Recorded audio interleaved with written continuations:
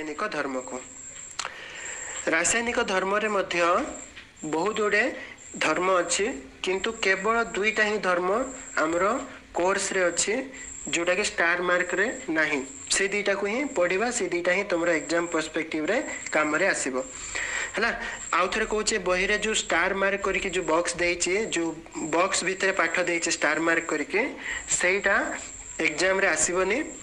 यार जो रासायनिक धर्म ये केवल दुईटा ही अच्छे से दुईटा ही आम एग्जाम दरकार हम से दुईटा ही रासायनिक धर्म आम पढ़ा प्रथम धर्म हूँ आमर दहन कार्बन यौगिक गुड़िकर रासायनिक धर्म प्रथमटा आसला दहन दहन अर्थात जलिबा दहन इंग्राजी रे कह जाए कंबशन कंबशन अर्थ होचे दहन बा जलिबा जलिबा पई कोन दरकार अम्लजान मो पूर्वर क्लास मानकर मध्ये कहिछि जे दहनर अर्थ होछि अम्लजान सहित प्रतिक्रिया तो कार्बन जेकोसी रूप कार्बन रो जेकोसी रूप हो यौगिक आकार रे हो किंबा से तार अन्य रूप रे हो कार्बन जेकोसी रूप रे ऑक्सीजन रे सहित जलिले बा ऑक्सीजन रो उपस्थिति रे जलिले कार्बन डाइऑक्साइड बा अंगारकाम्ल सृष्टि करे और ता सहित ताप और आलोक निर्गत करे पुणी थर कहूँ कार्बन रो जेकोसी यौगिक जलिले ता सहित कार्बन डाइऑक्साइड आउ ताप और आलोक निर्गत होता है अधिकांश कार्बन यौगिक दहन प्रतिक्रिया रे बहु परिमाण में ताप शक्ति और आलोक सृष्टि करते यार एग्जांपल है तुम जिते भी जिनस जालेनी भाव में व्यवहार कर सबू कार्बन रो यौगिक से काठ हो किंबा तुम गैस हो एलपीजी हो किंबा गोबर गैस हो किंबा तुम जेकोसी पेट्रोल डीजेल बा केरोसिन हो ये सबू जाक होती गोटे गोटे कार्बन रो यौगिक से माने जलिबारु ही आमे ताप आलोक पाउचो एवं ता सहित अंगारकाम्ल निर्गत हुए आमे जानिचो तो यही गुड़िकर जारण प्रतिक्रिया केतरा रासायनिक प्रतिक्रिया देइछि रासायनिक समीकरण देइछि देख कार्बन जेतोले अम्लजान सहित जो प्रतिक्रिया करे कार्बन डाइऑक्साइड ताप और आलोक निर्गत होता है कार्बन रो गोटे यौगिक होछि मिथेन ए मिथेन विषय तो बहुत जिनस पढ़ले आमे पाठरे तो मिथेन रो जिते अम्लजान सहित दहन हुए से कार्बन डाइऑक्साइड जल और ताप आलोक निर्गत होता है मिथेन कौटी अच्छी कह तो मिथेन अच्छे आम गोबर गैस रे जो गोबर गैस व्यवहार करा जाए जालेनी भाव में सीट जली सेटा जलिला अर्थ होचे मिथेन जलिबा बा मिथेन अम्लजान सहित प्रतिक्रिया करवा या फल कौन बाहर ना कार्बन डाइऑक्साइड अंगारकाम्ल जलीय बाष्प निर्गत हुए ता सहित ताप एवं आलोक सृष्टि होता है से भाई आउ गोटे उदाहरण हूँ CH3CH2OH बा इटा हूँ इथानल इथानल बा इथाइल अल्कोहल जार संरचना हम टिके पूर्वर आलोचना कले ये जो इथाइल अल्कोहल अच्छे ये इथाइल अल्कोहलटा भी अम्लजान सहित प्रतिक्रिया कला माने कार्बन डाइऑक्साइड जल ताप एवं आलोक निर्गत होता है अर्पिता पचार डायमंड भी जलिले कार्बन डाइऑक्साइड एंड ताप एंड लाइट क्रिएट हम कि यस हम किंतु तुम ताको जलेबा बहुत अधिक तापमात्रा आवश्यक होबो जेहेतु तुम जानिथि हीरा बा डायमंड होचे सबुठ हार्डेस्ट सब्सटेंस इन द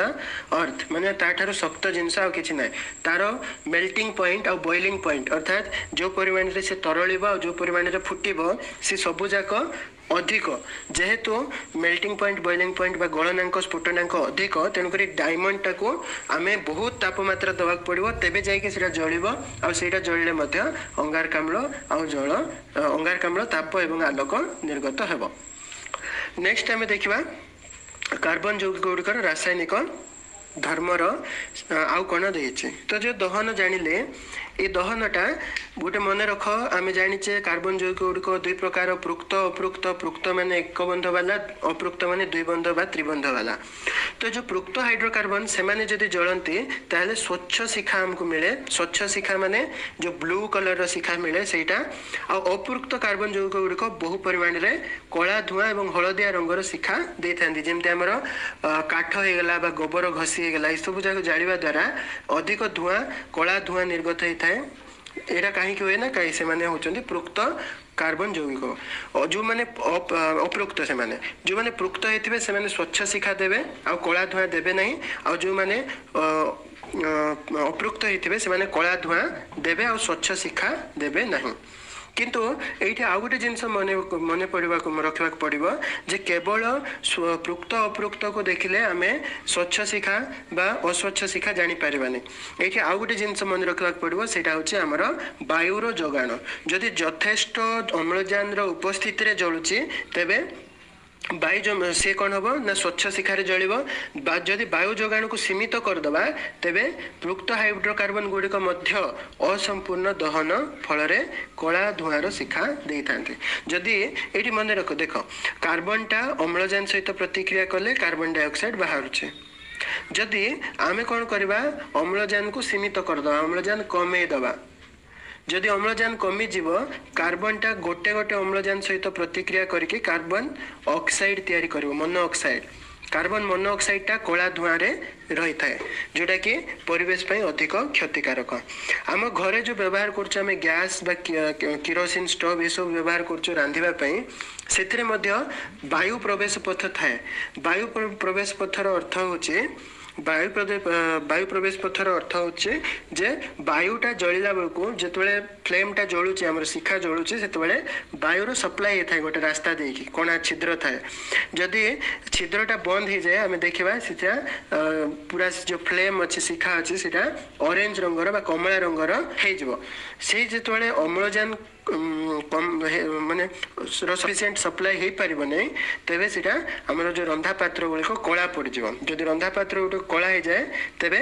वायु छिद्र जो रही जो वायुटा आमको सप्लाई होची सेटा से सप्लाईटा बंद हो जहाँफल कि अम्लजान अभाव हम एवं दहन पूरा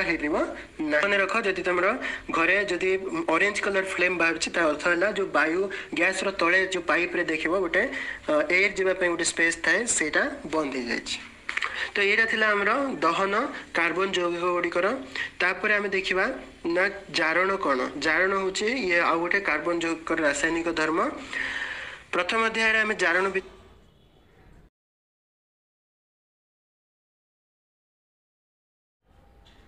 विषय पढ़ी आउ थे टिके सर्ट रे कहीदे जारण अर्थ हूँ अम्लजान आहरण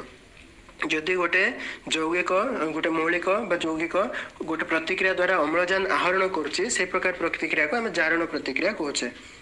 तो कार्बन रण ये भी होची दहन कले भी कार्बन रण होची ये जो प्रतिक्रिया देखिए कार्बन अम्लजान सहित प्रतिक्रिया कले कार्बन डाइऑक्साइड तैयारी होचे प्रथमे कार्बन सहित अम्लजान नथिला प्रतिक्रिया पर कार्बन अम्लजान आहरण कला तेणुक ये भी जारण प्रतिक्रिया है मन रख दहन भी जारण प्रतिक्रिया किंबा दहन व्यतीत भी अनेक एमती प्रतिक्रिया अच्छे जो थे कि कार्बन यौगिक गुड़िकर जारण होता है जमीती कि ये गोटे एग्जांपल देछि देखो गोटे ही एग्जांपल बहिरे देछि CH3CH2OH अर्थात ये होछि इथाइल अल्कोहल बा एसिटिक इथाइल अल्कोहल ठीक अच्छे तार आ गोटे ना अच्छे मत मन पड़ने तो इथाइल अल्कोहल जो अच्छे ये इथाइल अल्कोहल को जदि आम क्षारीय KMnO4 माने पोटासियम परमैंगनेट द्रवण सहित मिसेबा किंबा अम्लीय K2Cr2O2 O7 सहित मिसेबा है ना पोटासियम डाइक्रोमेट ये संकेत ना ये जो यौगिक अच्छे तार नाटा जानी था KMnO4 हूँ पोटासियम परमैंगनेट आउ K2Cr2O7 हूँ पोटासियम डाइक्रोमेट जदि